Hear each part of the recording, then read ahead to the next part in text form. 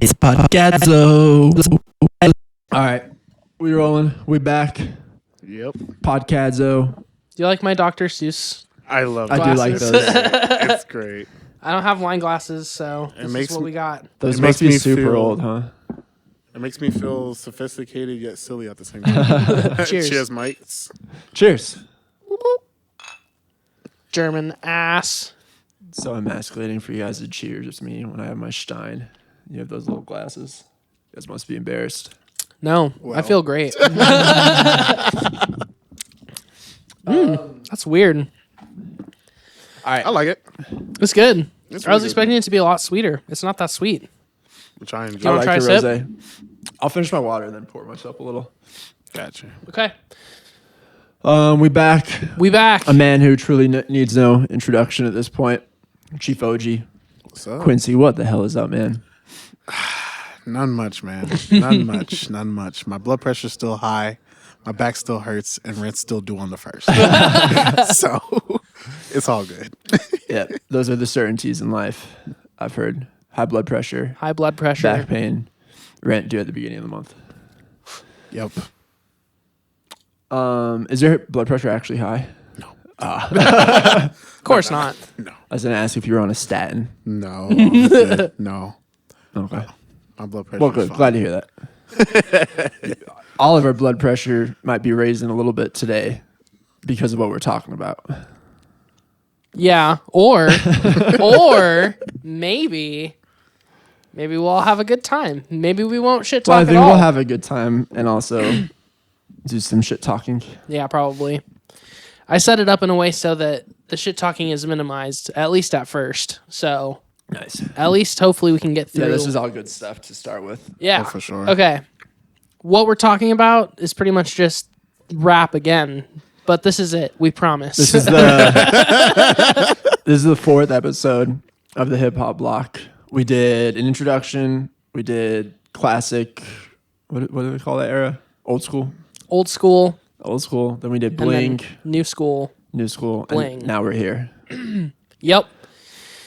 We're here at the mid 2000s, which is pretty much all of our childhoods. Well, literally all of our childhoods. And also, some of us started to a certain extent, like decide and narrow in on what we liked around the time that some of this shit was coming out. So, somewhat formative albums. Yeah. I don't know if I think I was like a teenager by the time I actually had opinions on music. Really? Yeah, like hard opinions. I had pretty hard opinions when I was like a preteen, but they were all wrong. So Yeah. I know it's a blessing I didn't. Although I Yeah. had some really bad takes as a high schooler. yeah. I was But pretty insufferable. who of us didn't really? True. Yeah. True. All right. Well, should we get right into it, or should we bullshit? No, we have a lot to cover. We have a so lot let's to get talk right about. into it. Yeah. All right. The audience will have to forego our bullshit. charming, bullshit. All right. So, 2005 is the year. May I set the mood? Yeah. I'm prepubescent as hell. I don't know what my dick's for yet. Oh my gosh. Oh gosh. And then an album like The Carter 2 by Lil Wayne comes out. The album, pretty sexual, pretty hot. You were talking pretty about hot and heavy. You were talking about how neutering a dog too young traumatizes it. I think us listening to Lil Wayne, prepubescent boys, probably kind of wiped our hard drive. Yeah, gave us a lot of probably false confidence. Yeah. I remember like my buddies and shit in like elementary school and middle school.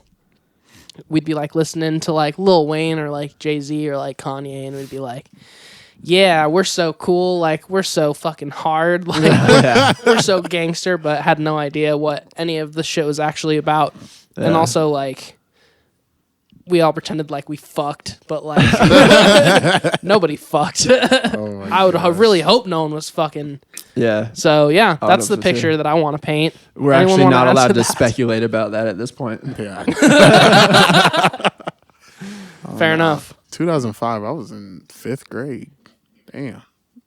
I didn't even realize like how long ago it was. How old are you in 5th grade? What age were you? 5th grade? 11. I don't know. Yeah. I was like 10? I was 14 in 95. ninth I was grade. 10. Yeah, I was 10 because I was born in 95. Yeah, I was born in 96. Okay, so 10. Yeah, I was born in 96. Yeah. I didn't realize how long ago that was, man. Like, Yeah, it's Carter- kinda I've been depressing. having so much nostalgia for the early 2000s. Like, I mean, I always kind of do, but like it's shifted what? to the mid 2000s. Because I was watching a bunch of Christmas movies over the weekends from like 2007, 2008. Just crazy how long ago that was. What movies? I watched Four Christmases. I watched what's the other one with Vince Vaughn? Like Frank Claus. Frank Claus. Oh, Fred Claus? Fred Claus, yeah. Fred Claus. That was from 2007, I think. It just got me thinking. Is he just like Santa's brother? Yeah, I think that's the premise. Yeah. Never even seen it, and I guess the premise just based on the title alone. Yeah. I caught the later half of it because we were like decorating too while the movies were on, so not paying attention. Yeah, fuck, I want to decorate. I think it's coming up. I whipped the nutcrackers out, dude. I got so many nutcrackers. You guys know I had a nutcracker collection? No. I have 28 at this point. What the fuck? 28? Yeah. How many nuts do you have? 0. I cracked nuts with none of them, dude. I guess it's just for like looking at, huh? It's Yeah. not for using. It's for the love of the game. Yeah. Yeah. Love of the Do you game. even was like crazy. nuts? Yeah, I like nuts. What? Like? What are you saying? No, not. I'm not trying to like make. someone doesn't like for nuts? once, God. for once, I'm not trying to make this into a thing about sucking cock. Okay. That's not even where I was going, bro. Well, I you was gonna gotta say- if you're gonna work balls, you gotta suck cock too. You can't just work the balls and then leave them hanging. All right, let's get back to the topic. Hey, yo. All right, my so gosh. the Carter 2, The Massacre by 50 Cent comes out. That album's that's a pretty big deal, right? It was a really What's good the album. first album? 50 Cent album? Damn, I can't remember. I forget what We reviewed it last time. Yeah, I forget what forget what what it's it's called. Because That was a big one for me. I never really listened to The Massacre. Yeah, never really You're another. never really a 50 Cent guy. Yeah. Kind of missed that one. And then Kanye West, Late Registration. That was my introduction to Kanye West. And I promise you, at that time, I already knew he was going to be one of the biggest rappers in the game. Jesus Walks was like, I remember it vividly. 5th grade, I was at home. My dad had just came back from work and he was sleeping. And I woke this man up because here's the thing, like me and my dad always, like my dad at the time was really into like gospel music. And so when I saw the music video for Jesus Walks, I remember I like ran into my dad's room, woke him up, and I was like, Dad, listen, like come watch. Literally, my dad's like giving me this disgusted look, like, why did you just wake me up? After I came back from work tired. And then I showed him the song. And then he just like looked at me dead in my face. He was like, Don't wake me up for some bullshit again. But yeah, no, like listening to Jesus Walks, I was like, nah, yeah, Kanye is gonna be that guy. You know, like he's gonna be like one of the biggest rappers in the game, probably one of the the iconic trendsetters in the rap game. And Called that in 5th grade. Yeah. That's impressive.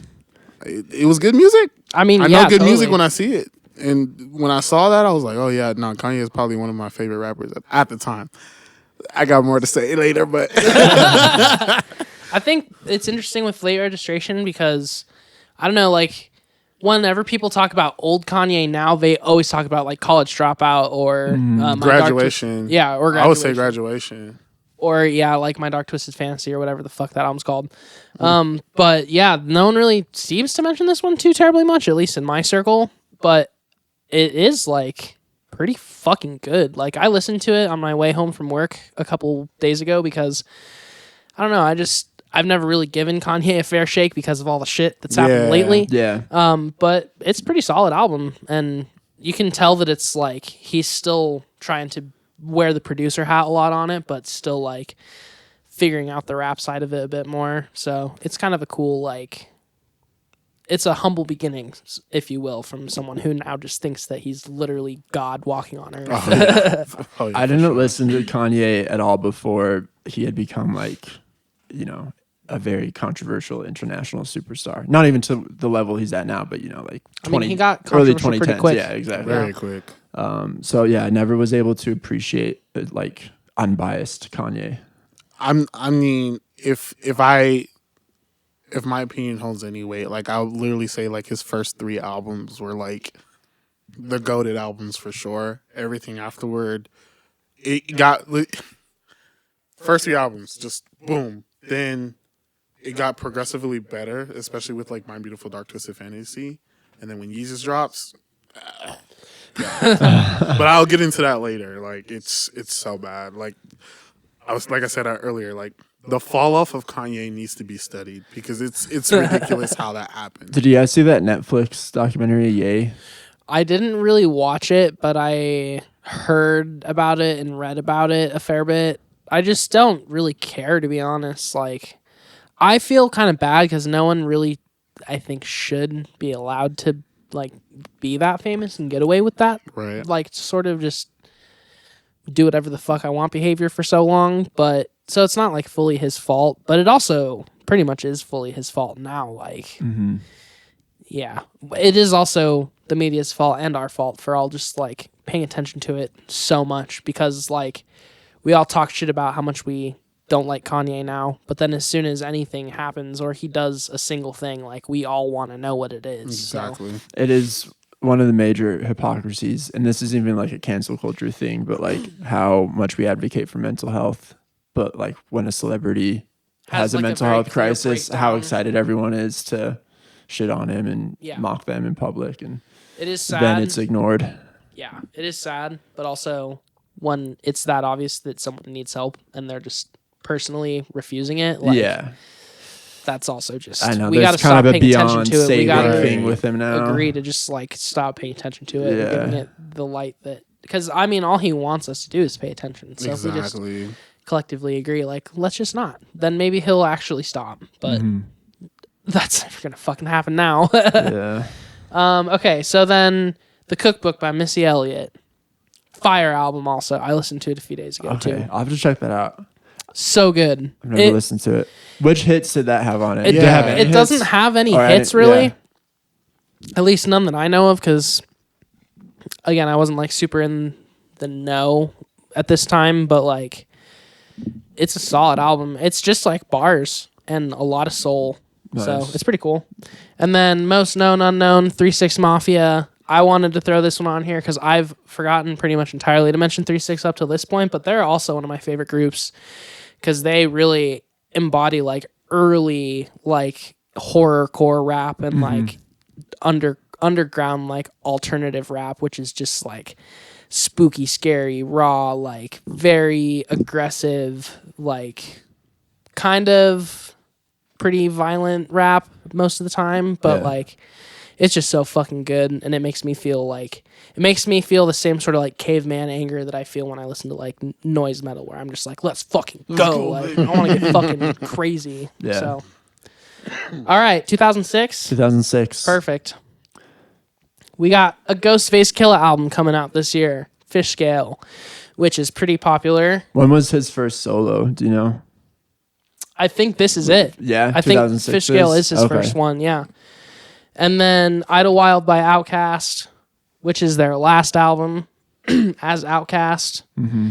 And then obviously Big Boy goes on to have a solo career, which he's Right. still pretty much doing up to this day. I don't know when the last time a Big Boy thing came out, but That's a good question. I have not been keeping up with him, and I don't think I haven't seen anything released by him lately. yeah, so maybe it's been a few years. But he does have a pretty good after Outkast rap career. And then obviously Andre 3000 Yeah. just put out a Flute album.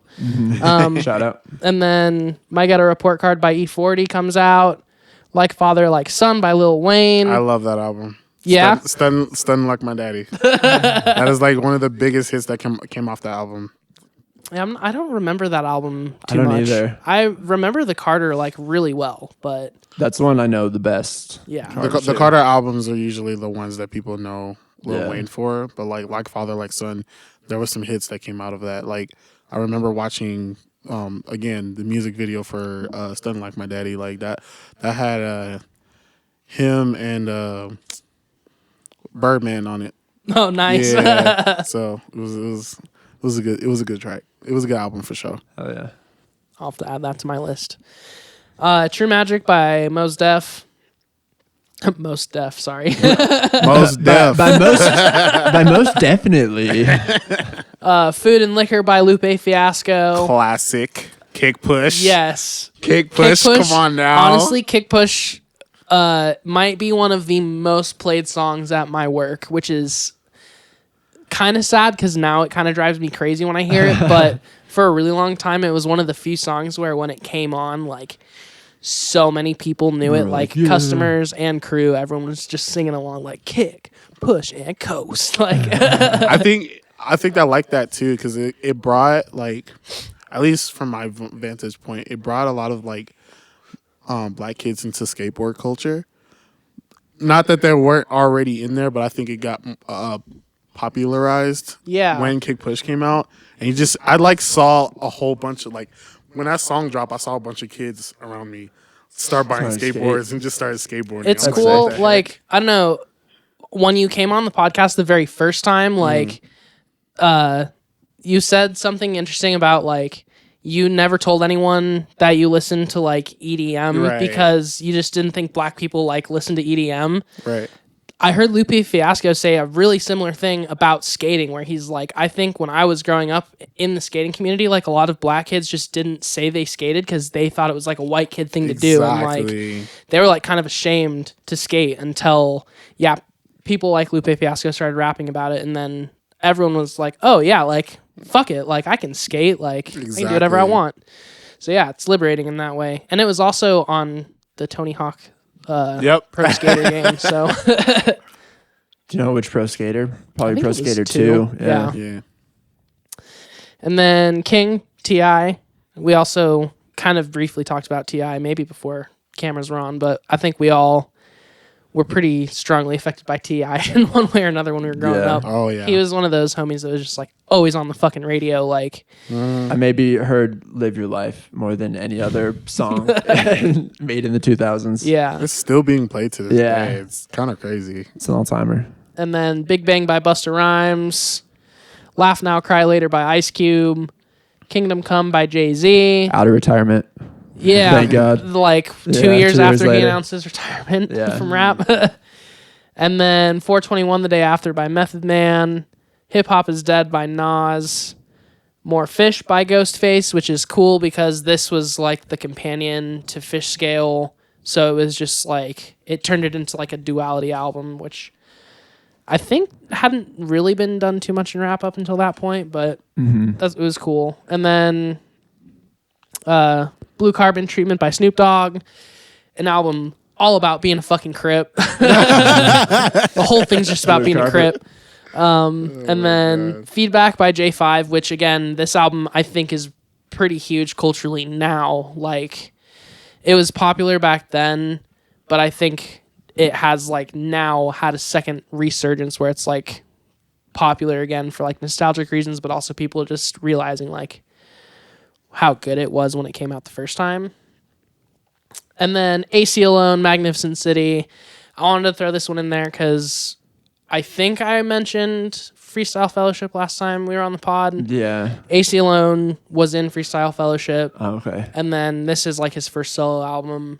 Critically acclaimed from an underground rapper. Like, his first one, it charted. It was really popular. Like, it was noted for having like incredibly good bars and being like incredibly profound. So nice. I think that's really cool. Underground rap like starts to be mainstream. Did you ever listen to Freestyle Fellowship? No. Quincy? No. Julian showed them to me for the first time. It must have been the solo pod we did last one. Yeah, they're fucking crazy. They're so good. Yeah. I gotta check them Been out. listening to them a lot since then. They started in like the early mid 80s, but then they started putting out studio albums in like the early 90s. And their whole thing was just like lyricism above all else. So they would like improvise pretty much all the time when they were playing live, and they would just freestyle. They would take turns just freestyling bars. And then they took that kind of approach into the studio where like they started doing a lot of like scatting and like jazz influence, kind of structural, like just kind of like stream of consciousness talking as opposed to like rapping actual bars. And yeah, their whole thing was just like be as creatively out of the box as fucking possible. So they have songs that are just like straight up jazz fusion songs where they're just like scatting. The and flows it's are insane. so fucking sick. Yeah. Yeah. I gotta check him out. But yeah, so AC Alone, check that dude out too. He's fucking probably one of the best rappers to ever live. He's just so insane. All right, 2007. 07. All right, Defining year of my life. Probably. American Gangster by Jay-Z, which is huge. Oh yeah. 8 Diagrams by Wu-Tang, which you're a Wu-Tang guy. Did you ever listen to this? I've listened to it. It never made much of an impact on me. Okay. But Check it out Wu-Tang. now. Maybe it will I'll now. re-listen. Eardrum by Talib Kweli, which this is his, I think, first post Black Star album. Mm-hmm. And then Graduation by Kanye. Oh man. Should I go into detail? Yeah, Yeah, going to do it. graduation. Yeah. That was probably the one. That is the one Kanye album that I can listen to from start to finish, like intro to end. Like intro to end. Like I can listen to that album. I mean, Good Life featuring T-Pain, Flashing Lights, right? Stronger, which had Daft Punk on it. Yeah. Like, come on. Like, that album was full of hits. So, from start to finish, I mean, again, that to me, if you ask me, was peak Kanye. But others may disagree. That they may say, or College Dropout was the best album, or they may say Late Registration was the best album. They might even say, there's people out here saying that Yeezus was the best album, which I highly disagree with. But no, that is my favorite Kanye album of all time. Period. From start to finish. Like, I can listen to that. As not a huge Kanye guy, I think Graduation's my favorite too. But I think that's not the biggest much of thing a- about Graduation is you can kind of listen to it not being a Kanye guy and Yeah. still appreciate it because it is just genuinely good. It's really good. Yeah. All right. Anything else to say about that? I feel like I missed it completely. I did not Really? know about Graduation until, again, after I had already started Stronger hearing about didn't Kanye West. take over the world for you. I feel No. like everyone If I knew heard and it, went to I school didn't with know what went- it was really. I think, honestly, I did We're not. all obsessed I with wasn't Stronger. familiar with Kanye until 808s and Heartbreak, which I think that album fucking rips. Yeah, that's Oh, yeah, it's one of a my good But album. favorites. talking so. about albums that like rap albums that aren't actually rap albums, that could kind of categorize as one because it has bars on it, but it's not like a rap album. Like Right. it's not just like beats and bars the whole time. There's like a shitload of production on it. Mm-hmm.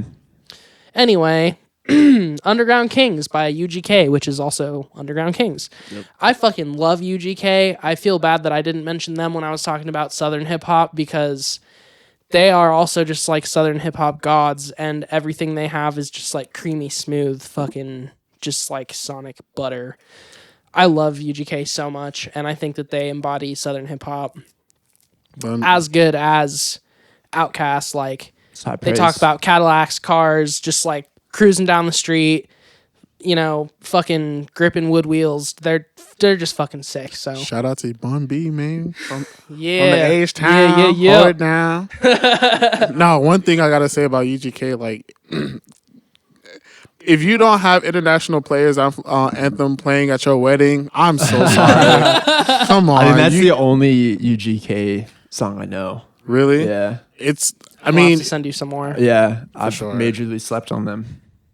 I like Julian said, man, Southern rap, It's just such a vibe. it's a vibe. Exactly. Like, I don't like the Cadillac culture, you got the swangers on it, and switching lanes. Come on. I like being from Houston, that is stuff that I grew up with. Like, I can and just close my eyes and see it, even though I've never even done it myself. Like listening to like Wood Wheel by UGK, like I can just close my eyes and I can see myself just like in a Cadillac, fucking grinding sparks down the middle of the fucking highway. Like, oh man, it's just such a vibe. Beautiful image. when I retire, like from my day job and even probably from DJing, I'm definitely gonna like give me one of them Cadillacs. Hell yeah. Hell yeah. Just start looking that shit across wherever I'm at. I don't care. Why not now? Do it now. Roll up to all your gigs. They do break a with lot, a massive so sub. you got to make sure you got They some break budget. a lot and Yeah. they're fucking expensive. And not to mention, Dude, just go into debt. It's fine. Okay. Become It's worth friends it. with a rich elderly man and then kill him and make it look like an accident. Whoa, and inherit his life savings. Dude, we'll cut this part out so when you do it, it doesn't seem premeditated. this won't be a spoiler alert. Yeah, I'm gonna cut this out. But I do. I'll do it for you. I need part of that money because I have this blackmail over you now. Oh my God. When you actually do it. I'll do it for you. I don't mind. Speaking of H-Town, are you familiar with Big Lurch? The name does not sound familiar. We talked about him last episode really briefly. He was this dude from Houston who, like, semi-successful rapper, but he like killed and ate his girlfriend. I also did not know about And this. he killed a couple people. I had to look up the full story, but That's probably why the people He's of a Houston cannibal. don't talk about it. Yeah, he was buried for a not the good proudest reason. moments. Oh my God. I wondered if he lived in H-Town lore, though. Apparently not. I don't know. That's the first I'm hearing of it. God damn. Hopefully it's the last. It's pretty nuts. We do not practice cannibalism in Houston. There's a I just wanna let podcast you know. episode about it. I'll send it to you. All right. Last one from 2007, Shock Value by Timbaland. Any Timbaland fans? I like his boots, but I can't stand you for that. Timbaland is a good. Honestly, I think he's a better producer than he is a rapper. Because like when he gets on tracks, I don't understand what a word that's coming out of that man's mouth. Seriously, Yeah, I kind of feel the same way. that's just like stick to producing. yeah. Yeah, Fair enough. All right, 2008, The Carter 3 by Lil Wayne. best Carter album. I agree. Period. I agree. Period. And then Rising Down by The Roots. I wanted to throw this on here because I think maybe we had talked about The Roots a little bit off the pod. Yeah. And just kind of wondering, or no, it was on the pod. Yeah, we talked about We were just kind of wondering, like, when the fuck The Roots came into the picture and, like, why they're popular and stuff. Like, because Yeah. they only have, like, 2 albums out and people act like they've been around forever and, like, they're an institution. Well, Rising Down is undeniably a fucking fantastic record. And it's a good proof of concept, I guess. Like, you can have a full band thing and still have, like, really hard cutting tracks in the hip hop world, and it's all like very soul influenced too. So shout out to them. 808s and Heartbreak, Kanye West. Another good album.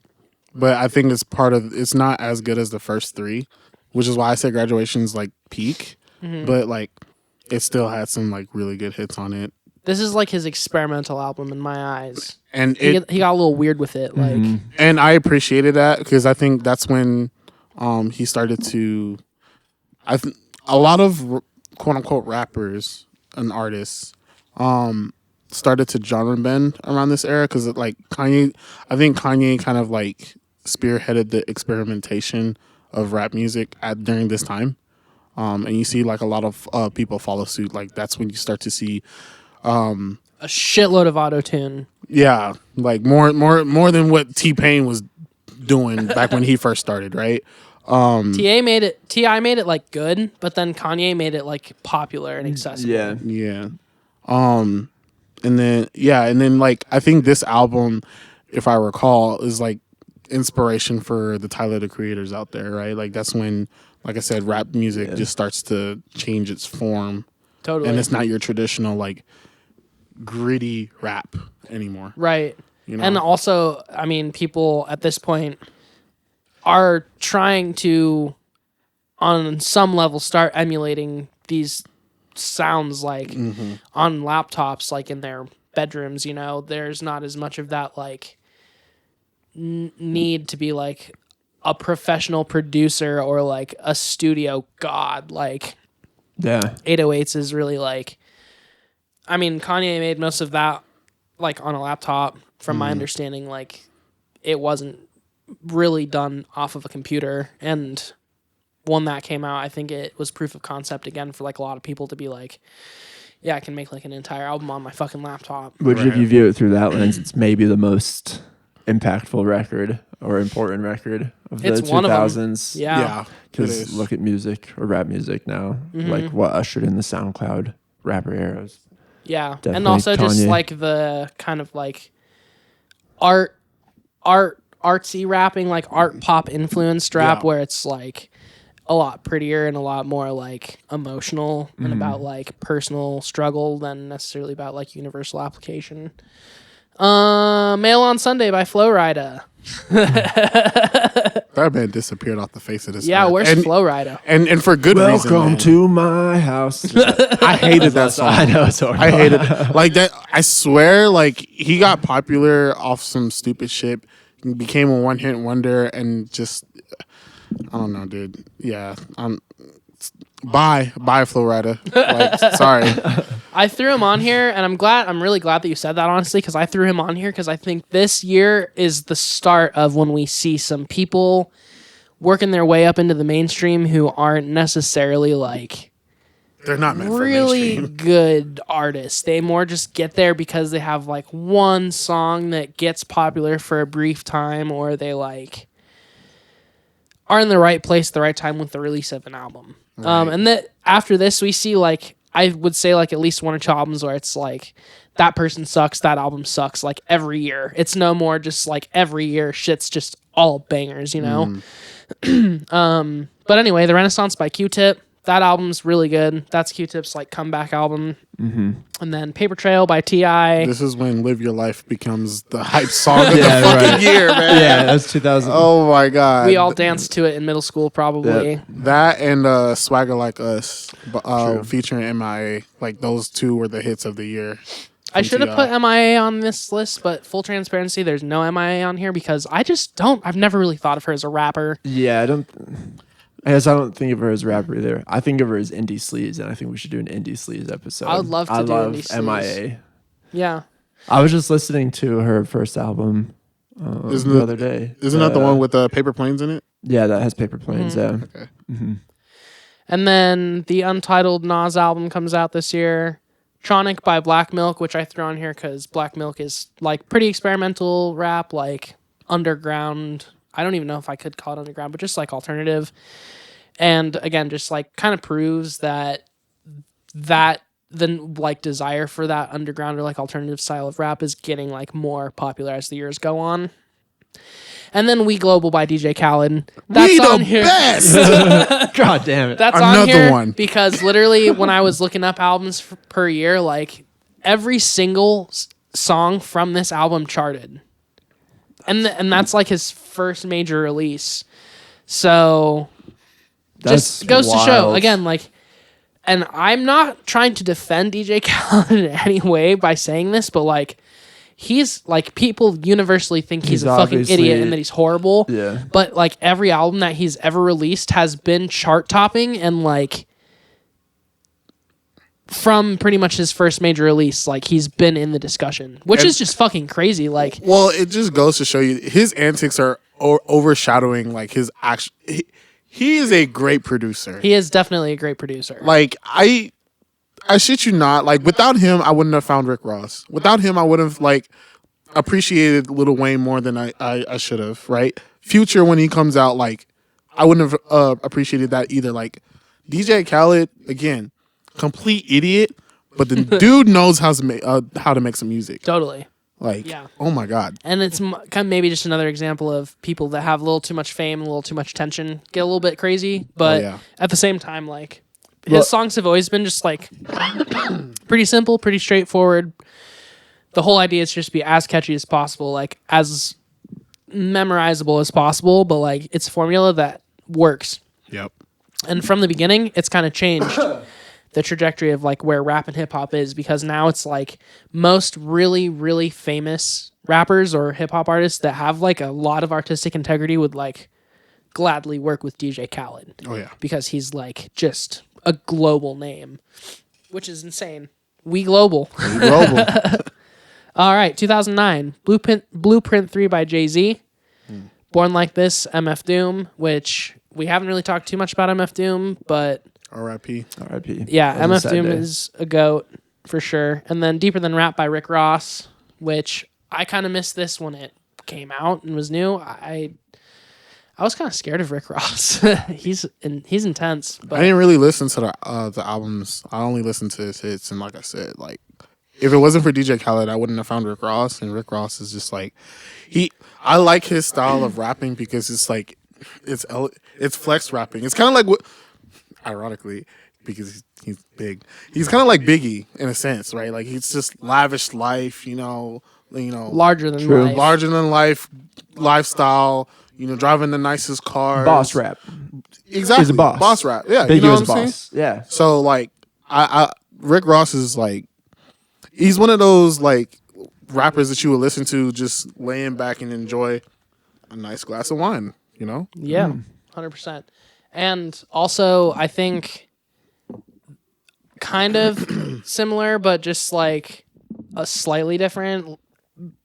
Most of these artists, like I would say 2008, 2009, and then after, like people stopped really paying attention to like full albums and like concepts as much, and it was more just about one or two hit singles per record. And so I think a lot of us probably are more in touch with like, or have more emotional connection with just like one or two songs per record than like necessarily an entire record, which is another notable change in rap. But like Rick Ross is kind of a perfect example of that. I don't know if there are too many people that like love Rick Ross's entire catalog. I certainly haven't like met too many of those people, but a lot of people love Rick Ross for specifically like a few songs. You know what I mean? I'm not even gonna say that like I'm in love with his catalog, but like the dude has hits, and I urge you guys to check out. I think he had there's this show. It's kind of like a rap battle show called Versus, where like basically they pit two rappers' catalogs against each other, and I think his episode was like him and I think it was 2 Chainz. And, I got into it with my old roommate at the time, and I was like, I'm not gonna lie. I think 2 Chainz won that episode, and I was kind of upset because I was just like, Rick Ross, I believe, had more hits than 2 Chainz, but there's arguments to be had there. Like Maybach Music is probably one of the biggest tracks that he's ever had. And I think more people should pay attention to it and realize that Rick Ross is probably going to be one of the greatest rappers of all time. Dang. I'd say that. Bold statement, dude. Nice. I'll have to go listen to some Rick Ross. Oh, yeah, more seriously. Because Make sure I always liked his style. Like, it hits, he intimidated me too. And it hits very deeply. So respect. Was this his debut? Mm-hmm. Okay. Yeah, this was his debut. Yeah.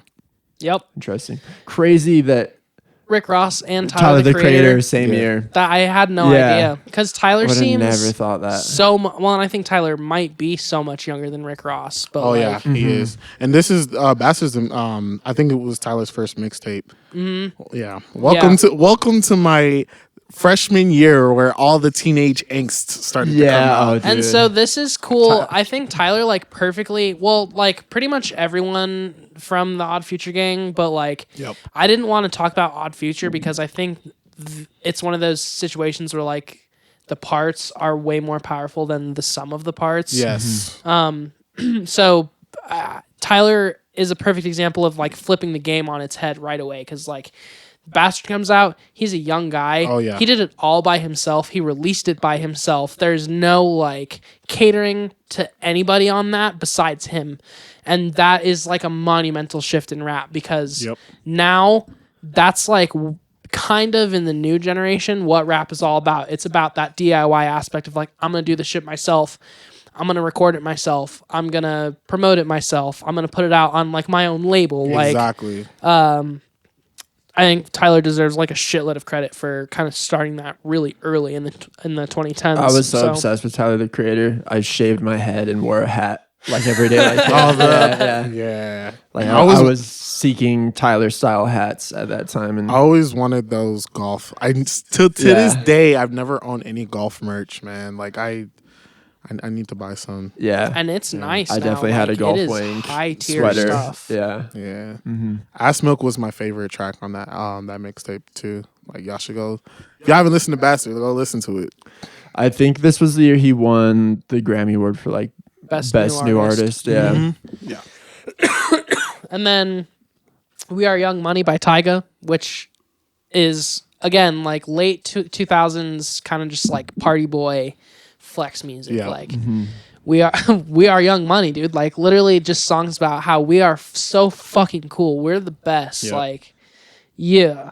And then Man on the Moon by Kid Cudi, not Kid Audi. Yeah. Why does it say Great When name, I though. copied and pasted this from my notes, I think it just automatically autocorrected everything. But Oh my gosh. Man on the Moon, I think, is another one of those albums where like now it has like a shitload of acclaim. Like people look back on it as being one of the best albums of its time. Definitely. And that one really grabbed the indie kids too. Yes. It grabbed the indie kids, and yeah. it turned a lot of like indie kids into like hip hop fans, and it also kind of, I think, nowadays makes a lot of hip hop fans retroactively appreciate like the more indie side of it. Yeah. Oh yeah, absolutely. I have this friend that I worked with. Sorry, I'll make this super quick, but I just had a friend that I worked with who's like obsessed with Man on the Moon, and he only ever listened to like rap and hip hop. That was like his whole thing, specifically like 2010s rap and hip hop, because he was like roughly my age and obviously grew up listening to this shit. So I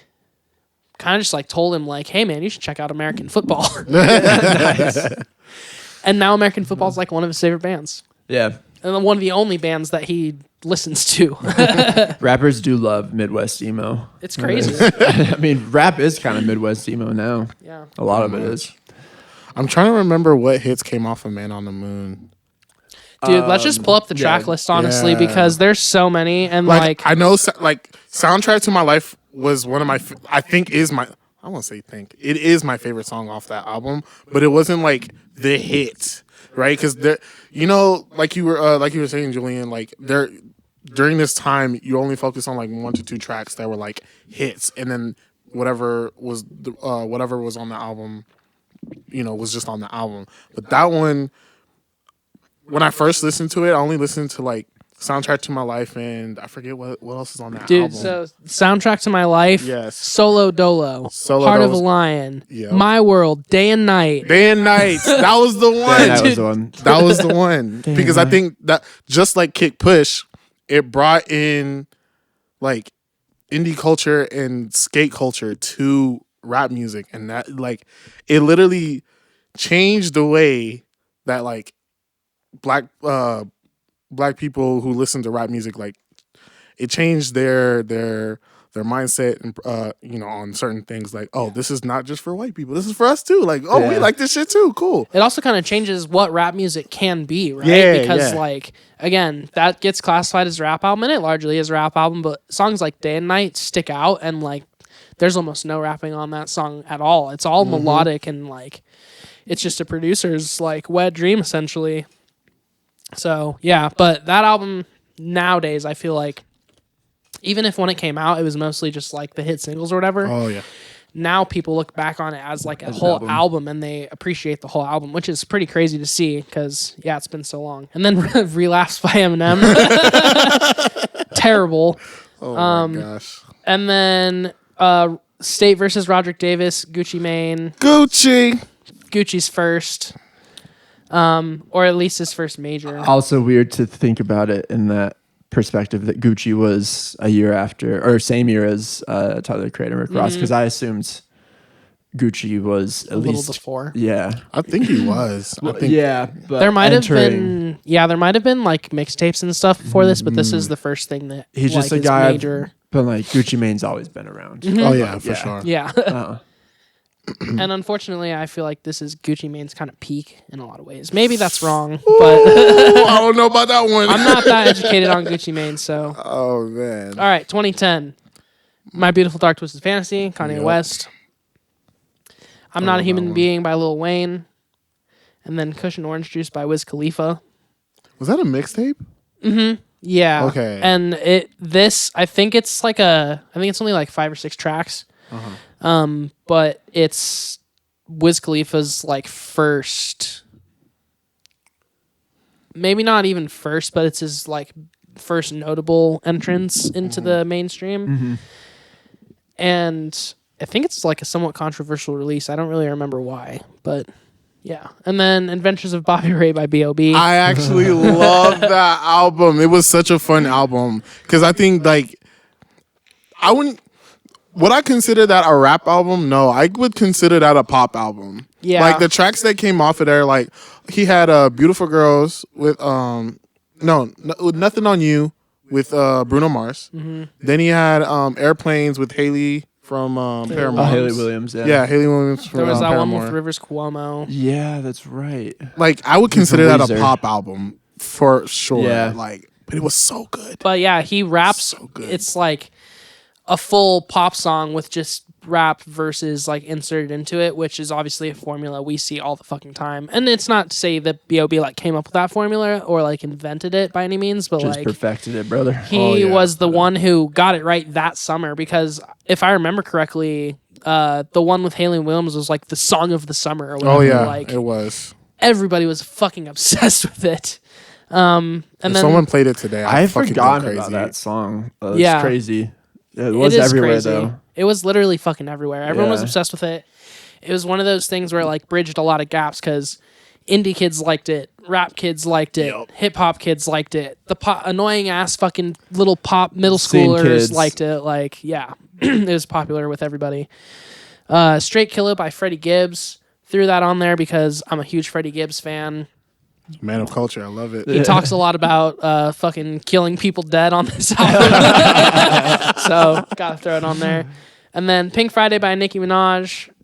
Nicki Minaj obviously is one of the most popular rappers we have today, and Yep. she's I'm gonna tell you endured guys something. success the whole time. I fucking love Nicki Minaj. Really? Yeah. Okay. I'm a great. Nicki Minaj fan. Well, then deep dive on this for me. I can't talk too much about Pink Friday. I don't know if I spent a lot of Okay. time with that album. What But- song came off the album? I'm trying to remember. Pull that. Yeah, track it'd list be- up. There's a few on that one that are like pretty notable because, again, she broke into the scene and she was like controversial pretty much right away because like she was a rapper, a female rapper who like rapped about her pussy and stuff, and like it scared a lot of people. But like, I mean, every Little Kim male was doing rapper- the same thing Yeah. though. That's Yeah. crazy. She just made it. I feel like she just made it like so much more unavoidable. You know what I mean? Like you couldn't get around. Which was very attractive too. Bedrock was one of them. Oh my god, that was like so. Bedrock was a song that I didn't know that it was Nicki's song because I thought it was more of a Young Money song because that song had Nicki, obviously Drake, Wayne, Peter Guns, I think. It's just like all. It was basically all of Young Money that was on that track. So yeah, no, Pink Yeah. Friday was honestly. Yeah. Super Bass was another one too. Super Bass. Super Bass. That was a pop song That- too. yeah. And Oh my also, gosh. fucking, which one is it? The one with Kanye. Oh, Blazin'. Nicki Minaj and Kanye. That song. What a moment in time. That song I remember being like really popular for a minute. Hmm. And then Teflon Don by Rick Ross. I know I just said I don't really know too much Rick Ross, but I fucking love the album Teflon Don. That album is fucking legendary. Classic. And there's so many just fantastic one-liners on that record. And then Drake, Thank Me Later. Man, this was The good entrance. Drake. Good Drake. Before, oh man, I can't talk. If I get into Drake now, man, When did Good Drake end? I'm gonna say 2016. I agree. Yeah. Well, nah, And that's even pushing it. I think the fall off started after 2016, but it was kind of teetering. But now it's just like Now it's just Dumpster fire. It's Like- insane now that we are letting this endure. no, for real. Like- I've completely missed the wagon on Oh, all I've Drake, not- and I'm kind of. I feel like it's too late for me to go back now. No, I think you can. I think you can go back because I think Thank Me Later is a good introductory Okay. album. He did have another. He had a mixtape before that called So Far Gone. I would definitely go check that out. But Thank Me Later is definitely like the first album that I would that I think is a good introductory album to Drake. And without that album, you wouldn't have The Weeknd today. Which I would be okay with. Really? Yeah, I'm not educated not a big on the Weeknd weekend head. either. Oh man, y'all got. Although Weeknd's first album is pretty cool. I just fucking- never. It's just a combination of his first 3 EPs, and he was onto some cool shit back then. I've just never really listened to it. So Yeah. I'll add it to my list. You know what made me a Weeknd fan? Him in Uncut Gems. Yes. Oh, is he Have you in seen that? the movie? Yeah. I have, but I didn't know Yes. he was in it. Yeah. They go see Weekend at a club, and he's singing there, and he like hooks up with Adam Sandler's girlfriend in a stall, and he like does a bunch of I gotta cocaine. watch that movie again. It's really good. That But was- his performance at the nightclub, his voice sounds amazing. And he's just like riffing. I'm like, damn, Weekend's pretty cool. I just, I wish I could do that. I just like the Weekend. Well, I liked old Weekend because like, yeah, his voice was just, I don't know, his voice was very soothing.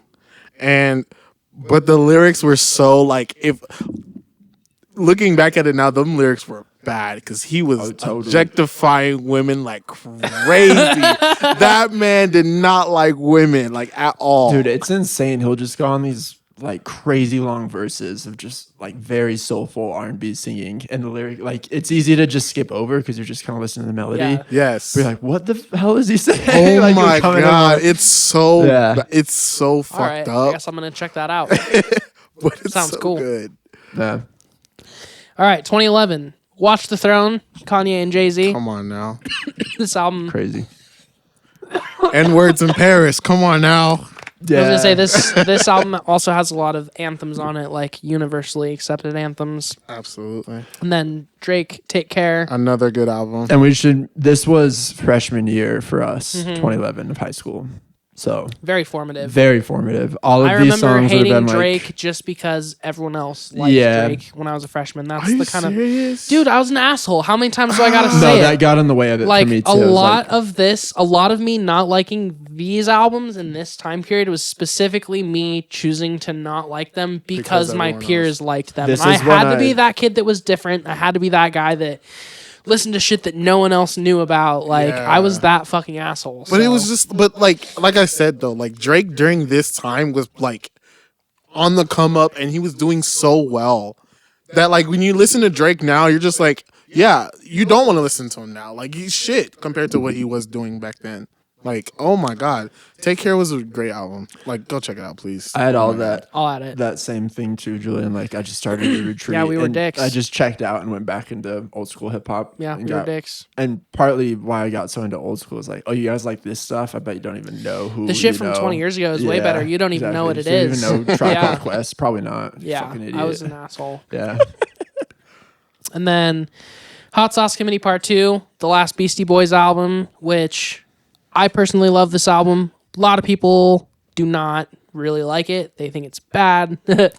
Objectively, it might be bad, but I think it's good just because it has a lot of really classic Beastie Boys, like kind of formulaic tricks on it. And it's just like a good bookend to the Beastie Boys kind of I'll need to revisit legacy, it. in my opinion. It's definitely not their best by any means, but I also think that it deserves to be part of the conversation. Like, a lot of people just don't talk about it, or when they do talk about it, they just say it never should have been released. But, like, I think it has a lot of really genuinely good moments on it, and it's a Beastie Boys record. Like, it feels like one, it sounds like one, it's a good time to listen to. And I mean, yeah, like, would you have rather them just not Not put made anything one? out and then there's just never another Beastie Boys record? I don't know. Yeah, So, would you rather have not had the Rolling Stones put out this album? Yes. than Not another Rolling Stone though? That's different. Those dudes are all like 140 years old. I wish I was more of a Beastie Boys fan at this time to appreciate the fact that they're putting out an album like, you know, in our In childhood. our lifetime. Yeah. And Because at yeah. that point in time, it didn't seem like that big of a deal, but Yeah. obviously. Because Adam Yauch died, what, like 4 years later, 5 years? No, it was like a year. Really? Or like Okay. 6 months. I thought it was This like came out in 2015. 2011. Yeah, he no, died you're in, right. like, 2012. 2012. Yeah. Shit. But yeah, so That's anyway, rough. Carter 4 by Lil Wayne. 6 foot, 7 foot. First song that comes to mind. Literally. I don't really know what else is on Carter 4, to be honest. 6 foot, 7 foot. What else? She Will is another one. That's really it. Oh, Mirror featuring Bruno Mars. That gave me another appreciation for Bruno Mars because like his hook on the track is really, really beautiful. It's like pretty much just like the song itself is like just mirror on the wall. Like you're showing yourself, showing you all your flaws, all the good things about you too. Mm-hmm. Yeah, it was good. It was a cool. good song. All right. Yeah, I had to Not the best revisit one, all the Carters as well. All right. Camp by Donald Glover. Ah, And The then intro. Ex-Military by Death Grips. Put this on here because they are alternative as fuck. Mm-hmm. slash maybe even just like arguably a different genre or Yeah. like a new genre of rap, subgenre. But they definitely were popular. Like as soon as Ex-Military came out, people were talking about them a lot because they were very like polarizing, but also like they took a lot of chances and made a lot of risks that I think people have been trying to kind of emulate ever since. I think they're kind of like a reason why art pop is popular now. So, Yeah. and then Action Bronson, Dr. Lecter, love that fucking album. that was 2011. Yeah, Yeah, crazy. God, We're old, man. I know. and then Undone by the Roots, which is also a fucking great album. Undone was the first Roots album that I like listened to that I really like knew well, and I won't pull up the track. Their list, first but- post Fallon album. That's true. Yeah. But also, yeah, it's just really solid. And then Long Live ASAP. That was my introduction to ASAP Rocky, and that was only because of yet again Drake, because Drake was on the track "Fucking Problems," and that when I heard that, I was like, "Damn, this is a really good song." And then I found, then I started to dive into the album a lot more, and there was another track on there, Goldie. Yeah, Goldie. Goldie is my favorite track on that album for sure. That song slaps. Oh yeah, it's so good. Can we go back to Donald Glover for a second? Yeah. You made a noise. Was this a big That was my release for introduction you? to Donald Yeah. Glover. Well, no, I want to say, what was his what was Childish Gambino's second album? I think It's I forget. because he's so interesting to me that like Donald Glover, Childish Gambino, Troy from Community, right. Because the had internet. Because the yeah, internet, oh yeah. because the internet. That's right. yeah. It was just so interesting to me that he just immediately had like so much acclaim and like cred. Everyone thought he was cool as fuck. Like Childish Gambino was. I mean, the dude had bars. Yeah. He had bars, and he already had the fame from Community, so it's like, oh, opportunity. It's the same way Drake got famous too. Degrassi. Drake before, Degrassi's Drake so was on wild. Degrassi before he became a rapper. Like, so everybody he was in knew a who this man wheelchair. was. You know what I mean? So Donald Glover, same formula, and it works. Yeah. Like, Yeah. he had good music to put out, and he took the fame that he had from Community, released Camp, boom. And also is another one of those, at least I'm pretty sure, I could be wrong, but he's one of those that like produced all his own shit. Like he made the tracks like for fun and rapped over them like just for fun. Right. But Didn't put it it was one out. of those. I think like him being Troy from Community bought like, whoa, this dude can rap. This dude too. can Yeah, rap, yeah. exactly. Yeah. Well, and it was a mix of things too. Like Childish guy's Gambino was actually kind really of funny, talented. kind of tongue in cheek, Yeah. kind of Right. serious, zany production elements, but also like pretty raw. Sometimes just pretty like heavy. And then he got like really serious later on, but we'll talk Yeah. about that later. And then let's see, Section 80. That wasn't my introduction, but looking back at that album, it should have been. Like, Yeah. I'm actually mad that like that album got skipped over for me. It's another one of those where I feel like no one really came back and looked at it truly until he was already kind of in his like Big, To Pimp a yeah. Butterfly era. Like then people are like, oh shit, Section 80 is like actually Wait, really even fucking you good. saying To Pimp a Butterfly? We're not even going to talk about. We'll get to that next year. No, I But- just mean like one To Pimp a Butterfly came out is when Yeah. people started talking about Section 80. really. At least people that I knew of. Oh no! When Good Kid, Mad City came out, that was when like, again, Good Kid, Mad City was my introduction to Kendrick. Then I went back, and then we had discussions about Section 80, and I'm like, why did I not find this before? Like, this was such a good. I can't remember if it was an album or mixtape, but like, it was such a good project from him that like, it honestly should have been like. I think it was on par with Good Kid, Mad City, but others may disagree with me on that. Yeah, I think it was mostly just like a platform issue. Like when Section 80 came out, like I literally didn't know it existed because it was on a platform, SoundCloud, that I didn't even. Yeah. I wasn't on it, so I just like didn't know about any of the releases that happened on it. And then when To Pimp a Butterfly came out, that's when they added Section 80 and Good Kid, Mad City to like major streamers, or like re-added them. Maybe they had been on and then disappeared, but yeah, that was like the first time, like, because I remember hearing about To Pimp a Butterfly and like listening to it and being like, this is fucking amazing, and then going back and being like, wait, he's got 2 other albums. Like, I had no idea. The thing about Kendrick too, I feel like, is that he like so immediately reached legend status. Where it was like he was one of the most revered rappers.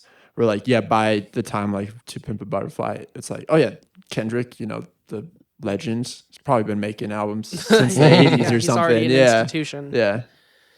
All right, and then Goblin by Tyler. Yonkers was the hit. Yonkers, yep. Great album. Very popular album. Triple X by Danny Brown. Huge Danny Brown fan. Have you guys heard his new album? Yes. No. Yeah, I haven't. it's pretty cool. The one with like JPEG? Mm-hmm. He's also putting out another one, too. Yeah. Or wait, it might have come out. Did it come out on the 17th? If it had, I haven't listened to one that recently. I listened to the one that came out like a month ago. Yeah, he put out an album on November 17th Okay. called Quarantana. Yes. Okay. Yeah, I've been seeing him promote that one. Okay. And then Blue Slide Park by Mac Miller. This is a demo tape. But I think we'd be doing a disservice talking about Mac Miller without talking about like the Kids mixtape, because I think that was the prequel to Blue Slide Park. Like when I say the prequel, I mean like that was like the Kids mixtape was his rise to stardom, and then the Blue Slide Park solidified it in my opinion. okay, cool. Yeah, like that era was for me was very like, what's the word I'm looking for? Generational, because like that time it was Schoolboy Q, Tyler the Creator, Mac Miller, just like all doing their own shit, right? Creating their music, not going through labels, and just making great music. And Yeah, and also not necessarily like a shift in rap overall, but just like a small shift in some of the like smaller subgenres of rap in this time. People are starting to go back to like a slightly more narrative style to rap, and I think that is like a lot on like Blue Slide Park, and kind of even like obviously like the first few Mac Miller albums, they're really just like narrative, like autobiographical raps. yep. I absolutely discounted Mac Miller when he first came out as popular. I hadn't even. Well, and to be honest, Without and this is even gonna hearing his music, I was sound like, fucking "Fuck Mac horrible. Miller." Like I never really liked Mac Miller's early stuff. I still am not a big fan of it. Mm-hmm.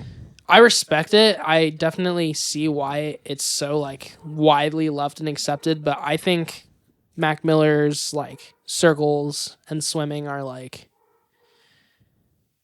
obviously not rap in any way, but they're like his by far like his best work. Like I agree. But I just think that we'd be doing a disservice, because I feel like the Kids album, the Kids mixtape, not Rolling Papers, Blue Slide Park, like those albums literally paved the way for him to be the star, like the star that he was. Sure. And that kind of like early experimentation and like the acceptance of different deliveries and stuff like that, I think is what pushed him to like have the confidence to make that shit later on that he did. So Yeah. And then Rolling Papers by Wiz Khalifa. That was Classic. I think that's when Black and Yellow came out. Mm-hmm. God. That song was so overplayed. I know.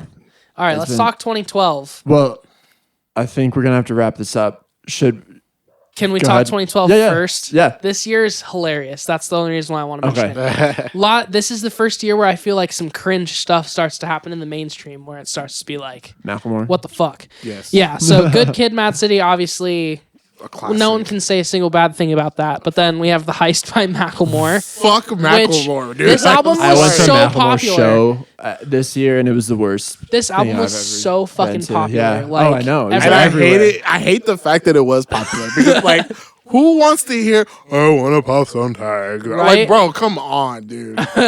Come on. Like, and this is when. And who wants to hear a fucking straight white guy who's married to a white chick talk about like gay rights and stuff? Like, it's just none of it made any fucking sense, I swear, but yet it somehow made it to the top of the charts, and I'm like, dude. Because straight white people were like, hell This is yeah. Jesus, dude. I saw Macklemore at the Aggie either in 2012 or 2013, like when he was touring this album. And it was the worst show I've ever been to, and the worst crowd I've ever seen. I have smoked memories weed of in the being a Aggie. freshman in high school with my freshman buddies, and they'd like put this on and be Yeah, like, "Yeah, thrift Isn't this shop." song cool? Oh my god. No, like seriously, I remember when this came out, like I was in band in high school, and like literally all my bandmates, well, let me backtrack. All the corny bandmates would be the ones to put on this song and think it was like the coolest shit ever. And the kind of side eye I gave every single one of these individuals. I'm like, Good Kid, Mad City released this same freaking year, and you wanted to put on Macklemore, Right. Come on, dude. Not only that, but like people didn't even want to pay attention to Good Kid, Mad City. Like they were just like, yeah, it's not real. Yeah. It's not a real album. It's a SoundCloud album. Like, Right. Didn't he win a Grammy that year? Macklemore? Yes. I Yeah. think so That I they won remember like that. best song or best record. It was one of the singles. Him and Ryan Lewis. I remember that because that was the year he won it over Kendrick, and I was mad. I was like, "You stole that from Kendrick." That's pretty wild. like good. Like, oh man, that made. It's Fuck crazy Macklemore, now dude. because I hate that dude. it's crazy now because yeah, like Macklemore literally kind of is completely irrelevant and also a joke now to everybody. And I hope he's Kendrick ashamed has of gone himself. on to become an institution in music. Like Yeah. he'll be talked about for the rest of time. Anyway, based on a true story by 2 Chainz, that album's also kind of cringe, but also like pretty good. good. Yeah, pretty goddamn good. Yeah. And then I wanted to bring up Habits and Contradictions by Schoolboy Schoolboy Q. Q. This album, I want to say, is probably like one of the first albums I listened to that made me like really actually like gangster rap. Like I heard it and I was like, okay, I get it. Like something clicked where I was like, this shit is fucking poetry. Like Yep. Schoolboy's got some really special thing about him where he's not like overly technical or complex, but he's just like incredibly cutting and like raw and like all his songs. You can tell like he's no bullshit in any of his songs. That's what I was saying. Like this era, when you had Mac, Tyler, Schoolboy, like come on, dude, it was so good. Yeah. And this was like junior, almost senior year for me. Like that was when like my taste in rap started to solidify, and I knew what I liked, and like that was the kind of rap music. That is the kind of rap music that I still like to this day. Yeah, same. Like, Yeah. Just like that fucking honest, gritty, no bullshit, no lies. yep. And then Life is Good by Nas. Big fan of this one too. No surprises there. And then Kiss the Ring by DJ Khaled. Again, pretty much every song from this record charts.